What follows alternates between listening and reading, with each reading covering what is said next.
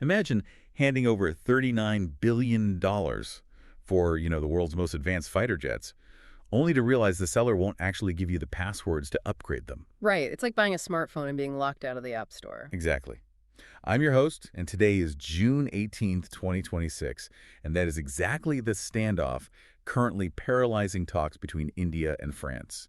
Just a few days ago, Prime Minister Narendra Modi sat down with President Emmanuel Macron in Nice, France. And I'm your resident tech and defense expert for this deep dive. And yeah, they were there to finalize a massive deal for 114 new Rafale fighter jets. But the whole thing is just ground to a halt over something you'd expect to find in, a Silicon Valley boardroom, not a military bunker. They are fighting over source codes. It's an incredible situation, and to understand how we got to this freezing point today, we really can't just look at these current negotiations. We have to map out the entire decade-long journey of the Rafale in India. Right. We need to go back and untangle the original 2016 Rafale deal. In this deep dive into the source material, we're going to trace the money, the intense political fallout, how these jets actually performed when they were deployed, and finally decode this high-stakes technological showdown happening right now. But before we dive into the spreadsheets and the hardware, we really need to acknowledge the elephant in the room. Oh, absolutely. The stack of sources we're pulling from today is an absolute political minefield. We are looking at fierce allegations from across the Indian political spectrum, demands for joint parliamentary committee probes, and, even accusations of treason. Exactly. And we need to be crystal clear here. We are not taking any sides here. We are not endorsing the viewpoints of any political party, left-wing or right-wing. Yep. Our job is simply to impartially report the facts and the allegations exactly as they appear in the original source material so you, the listener, can understand the full scope of the controversy. Perfectly said. Okay, so let's unpack this. The core shift that started this entire saga is a massive change in strategy. Back in 2007, India had this meticulously planned long-term tender to buy 126 medium multi-role combat aircraft. Right, the MMRCA tender. Yeah, that one. But then, suddenly in 2015 and 2016, that is just completely scrapped. Instead, we see a direct government-to-government purchase of just 36, quote-unquote, flyaway jets. So how did that happen? To understand that shift, you have to look at the mechanics of the 2016 deal, specifically the staggering price tag. The intergovernmental agreement was signed for 7.87 billion euros. Which is roughly 58,891 crore rupees. That is a massive number. It really is. But here is the critical part. They weren't just buying airplanes. The bare physical jets, like the airframes and the engines, cost about 91.7 million euros each. Okay, doing some quick mental math here. 36 jets at roughly 90 million euros each is around 3.3 billion. So what exactly made up the other, 4.5 billion euros? Well, that massive premium went into intense customization and long-term support. For example, India paid 1.7 billion euros just for 14 India-specific enhancements. 14 enhancements. What does that actually mean in practice?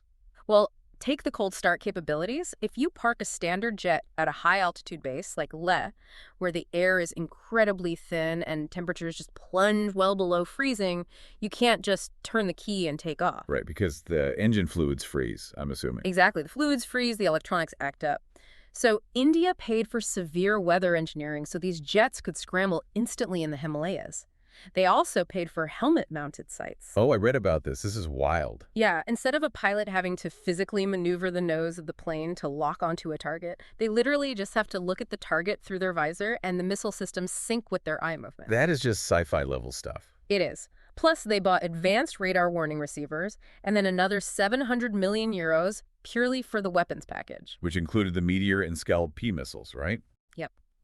And finally, billions more were spent on spare parts, ground infrastructure, and a logistics agreement that guaranteed 75% of the fleet would be operationally available at any given moment. Okay, I get the concept. It's kind of like going to a car dealership. You don't just pay the sticker price for the base model. No, you're paying for the custom off-road trim, the extended warranty. Yeah, and a trunk full of high-end gear. But wait, hold on. This is where I have to look at the math in our sources and just ask for a reality check. Okay, shoot. The Controller and Auditor General, the CAG, audited this deal and claimed it was 2.86% cheaper than the original UPA-era negotiations. Right. But at the exact same time, Internal Defense Ministry dissenters. These are people on the actual negotiating team, like A.R. Sool and Rajay Verma. They wrote an 8-page note saying it was actually 55.6% higher than their internal benchmark. Yeah, that's a huge gap. It's massive. Those aren't just different opinions. Those are entirely different mathematical realities. How is that even possible? What's fascinating here is the accounting methodology, specifically a concept the CAG used called aligned indexation. Okay, what is aligned indexation? It sounds like corporate jargon. It kind of is. So you have two totally different deals. The 2007 bid was for 126 jets to be built mostly in India. The 2016 deal was for 36 fully imported jets. You can't just compare the final receipts side by side. Apples and oranges. Exactly. So the CAG took the French inflation indices from 2007 and escalated them mathematically to 2015 economic levels. Basically, they adjusted the old offer for nearly a decade of inflation. Okay, I see where this is going. Using that specific formula, they concluded India saved about 3%, largely because those India-specific enhancements we just talked about were negotiated at a cheaper rate than the mathematically inflated 2007 bid. Wow. Imagine comparing the price of a house you almost bought in 2007 with a totally different house you actually bought in 2016. If you apply a decade of phantom inflation to the 2007 house, suddenly your 2016 purchase looks like a total bargain. That's aligned indexation in a nutshell. But I'm guessing the dissenters didn't agree with that financial modeling. Not at all. The dissenters argued that by rigidly sticking to Dassault, the negotiators completely ignored an unsolicited offer from a rival company. Oh, the Eurofighter bid. Right. The European Aeronautic Defense and Space Company had swooped in and offered a massive 20% discount on their Eurofighter Typhoon.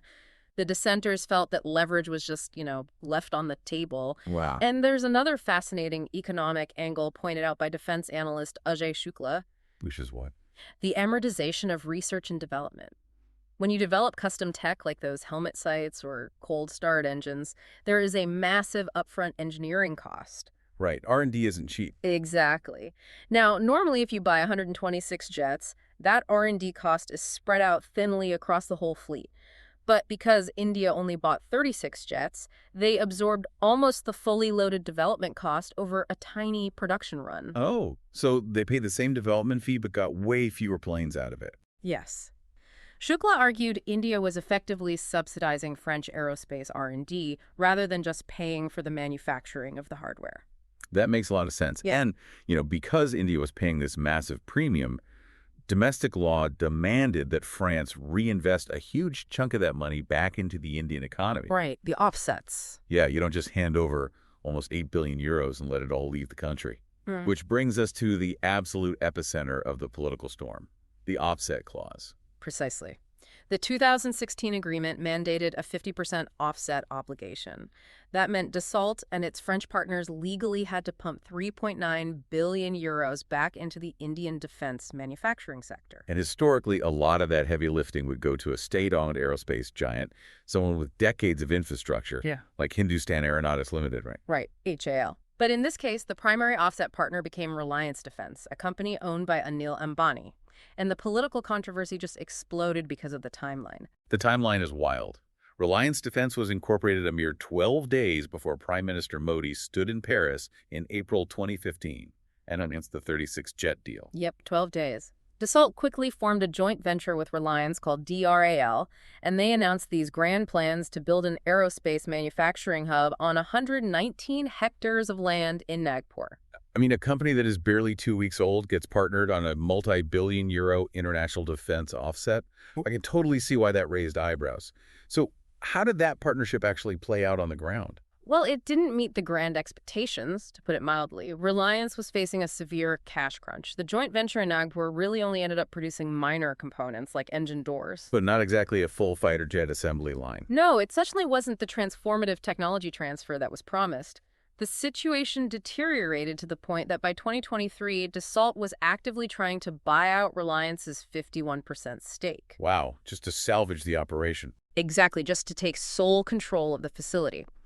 And the fallout from this specific partnership was so severe that the Indian government actually scrapped the offset clause entirely for future government-to-government military buys. That is a huge policy shift. So all of this obviously triggers an onslaught of legal challenges. And here's where I am genuinely confused by the timeline in our sources. Okay, let's untangle it. In December 2018, the Indian Supreme Court essentially gives the deal a clean chit.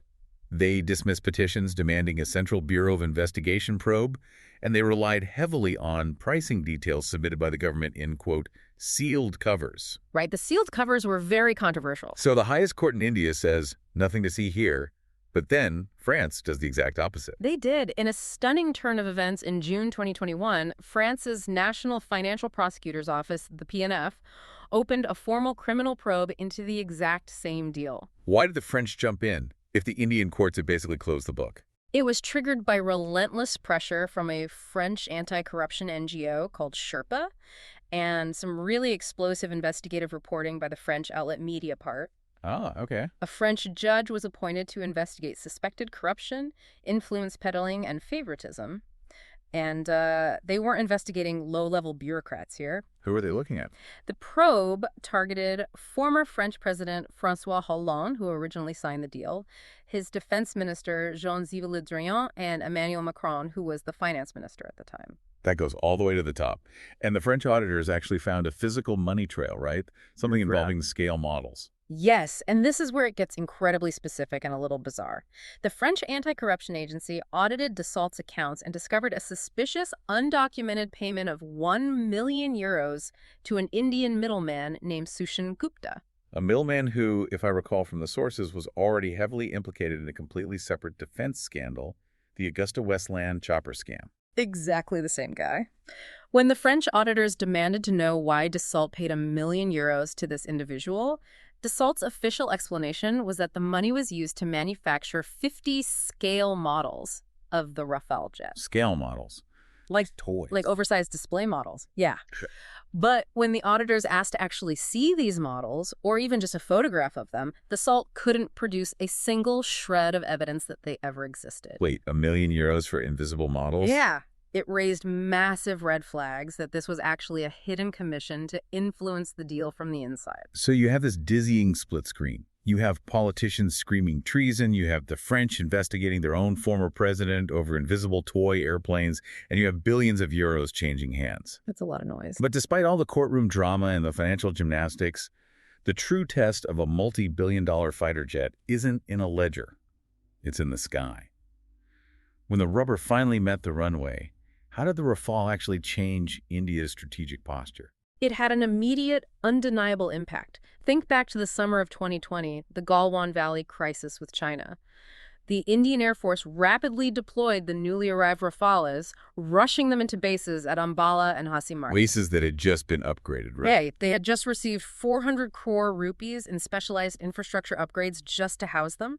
Their presence directly altered the localized balance of power during that standoff. How so? Like, what is the actual mechanism that makes the Rafale so lethal in that specific mountainous theater? It basically comes down to two things, how it hides and how it punches. First, the Rafale is equipped with the Spectra electronic warfare suite. Spectra doesn't just block enemy radar, it actively listens to the specific frequency of incoming Chinese or Pakistani radar waves. And then what? And then it shoots back a perfectly distorted countersignal. Yeah. It effectively turns the Rafale into an invisible ghost on enemy screens. They can't lock on to what their radar can't see. That is incredible. A ghost plane. Yeah. And the punch. The punch is the Meteor missile. It's a beyond visual range weapon. But unlike traditional missiles that just coast to their target after the initial rocket burn, the Meteor has an air-breathing ramjet engine. Meaning it stays powered. Yes, it powers itself all the way to impact. That creates what fighter pilots call a massive no-escape zone. If a hostile jet is within that zone, no amount of maneuvering will save it. Wow. Combined with the SKLP deep strike cruise missiles, this meant the Indian Air Force could effectively target high-value assets deep inside hostile territory without ever flying across the sovereign border. It was a massive psychological and tactical deterrent. Okay, but here's the tactical reality check from our sources. The Rafale is a 4.5 generation medium fighter. It maxes out around Mach 1.8. It is an incredible piece of machinery. But look at what it is staring down across the border today. The J-20. Exactly. It is facing China's Chengdu J-20. The J-20 is a fifth-generation heavyweight capable of Mach 2.0 and above. It is purpose-built for stealth, and crucially, our sources note it has a much larger radar aperture. Which is a massive tactical advantage. Explain why the aperture size matters so much. Think of a fighter jet's radar like a flashlight in a dark forest. The J-20 has a physically wider nose cone, which means it can carry a larger radar array, essentially a much bigger, brighter flashlight. Okay. Because the J-20 is stealthy, it's already hard to see, but with its massive radar, it can spot the smaller, less stealthy Rafale from hundreds of miles away, long before the Rafale's smaller flashlight can illuminate the J-20. Ah, I see. So it feels like we essentially bought the ultimate highly customized Swiss Army knife. It can do a little bit of everything really well, and it definitely saved us in an immediate crisis. But we are bringing it to a long-term fight against a specialized, purpose-built stealth sword. That's a perfect way to look at it. The Rafale was a phenomenal stopgap measure. It plugged an immediate, terrifying vulnerability in 2020. However, military analysts point out that paying such a massive premium for those 36 jets caused a structural imbalance in India's broader defense budget. Right, opportunity cost. Yeah. It dominates legacy fighters like the F-16, absolutely. But it doesn't offer true parity against a rapidly expanding Chinese fleet of fifth-generation stealth aircraft. India is still searching for that long-term answer. And that operational limitation connects directly to the massive news breaking right now, because the Indian Air Force is still severely depleted. They are actively retiring squadrons of old, accident-prone MiG-21s and Jaguars. Desperately need volume. Exactly. So India is back at the negotiating table today, right now in June 2026, for 114 more Rafales. This is the $39 billion multi-role fighter aircraft program. But the rules of the game have completely changed since 2016. They really have. They aren't importing everything this time. Nope. Only 18 jets will fly away from France. The remaining 96 are going to be built in Hyderabad by Tata Advanced Systems, which pushes the indigenous content from 40% to over 60%. Which represents a monumental evolution for India's defense sector. They are moving from being a passive buyer to a highly demanding co-producer. But this brings us right back to the roadblock currently stalling the Modi-Macron talks in Nice's. The source codes? Yep. The hardware is largely agreed upon. The absolute deal breaker is the software. India is demanding the interface control documents, or ICDs. Right. So think of the Rafale's mission computer, like the iOS operating system on your iPhone. India wants to install its own custom apps. Specifically, they want to integrate their own domestically built weapons, like the Astra air-to-air missile and the BrahMos NG cruise missile, onto the Rafale. Exactly. But France is flat out refusing to hand over the developer permissions, the source codes. Because the ICDs are the proprietary engineering specifications that dictate how the jet's brain talks to its sensors, like that ESA radar and the Spectra jamming suite we talked about. So without them, India is stuck. Entirely. Without those codes, every single time India wants to add a new indigenous weapon over the next 30 years, they have to mail the metaphorical phone back to Dassault, ask for permission, and pay the French a massive fee to do the software integration for them. And why is France so terrified of handing over these codes? Is it just about protecting a future revenue stream, or is there more to it? It's way deeper than that. It's a massive geopolitical snag. The BrahMos missile isn't purely Indian. It is a joint venture between India and Russia. Ah, there it is. Right. France is deeply concerned that if they hand over the deep source codes required to integrate the BrahMos into the Rafale's central nervous system, highly sensitive French avionics data could be exposed to the Russian defense entities involved in the BrahMos project. That makes a lot of sense from a security standpoint. Furthermore, France has always fiercely guarded this software. It is their crown jewel.